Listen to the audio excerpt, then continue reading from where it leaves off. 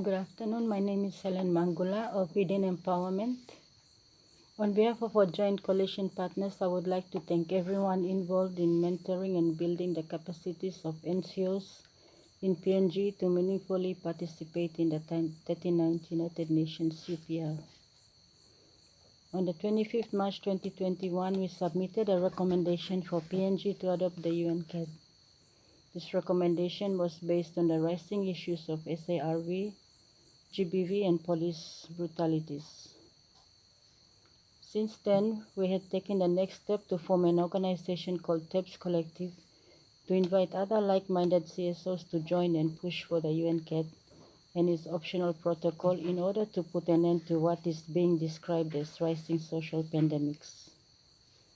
On the 2nd November 2021, we made a 3-minute presentation leading up to the 4th November's 39th UPR session, zooming in on the lack of effective intervention by the state to address SARV, GBV, and police brutalities and the direct accountability thereof.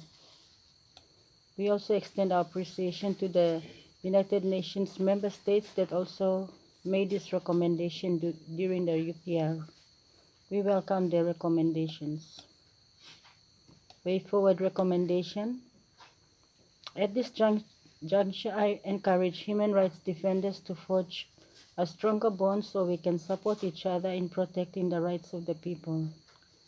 Today, there is no policy in place to protect human rights defenders. However, Within Empowerment and some CSOs in the New Guinea Islands region were privileged to participate in a consultation facilitated by stakeholder government departments to contribute recommendations towards a proposed Human Rights Defenders Protection Bill.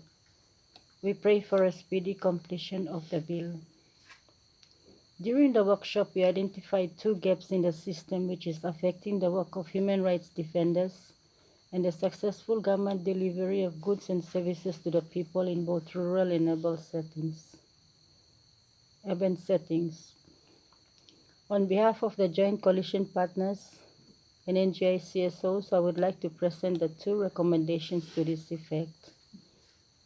These are for government instruments to 1.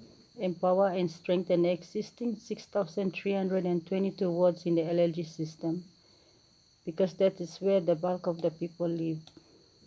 For over 46 years since independence, our country has been operating on an ad hoc basis, which saw the lack of effective delivery of goods and services to the majority of the people.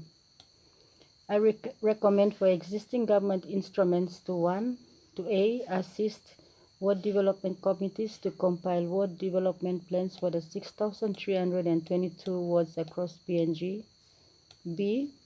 To empower ward development committees with knowledge and information to effectively carry out their roles and responsibilities. C. To assist ward development committees map out customary land boundaries and to align electoral boundaries in order to prevent confusions and land disputes, and to ensure that resource developers respect and adhere to laws that are set in place to protect the indigenous people's economic, social, and cultural rights. And D. To update statistical database on a regular basis in collaboration with Ward Development Committee. We believe that when these are in order, LLG provincial and national governments can be able to draft realistic development and budget plans to deliver tangible goods and services to the people.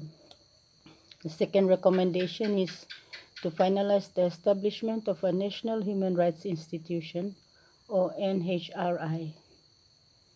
Human rights defenders need a focal point to effectively implement their work in the country. This recommendation was endorsed by the National Executive Council in 1997. However, the process needs to be completed as a matter of urgency so that this could serve as a focal point for human rights defenders to enable them to network, collaborate, and source support from one another and relevant stakeholders to protect and uphold the human rights of our citizens. Thank you for your attention.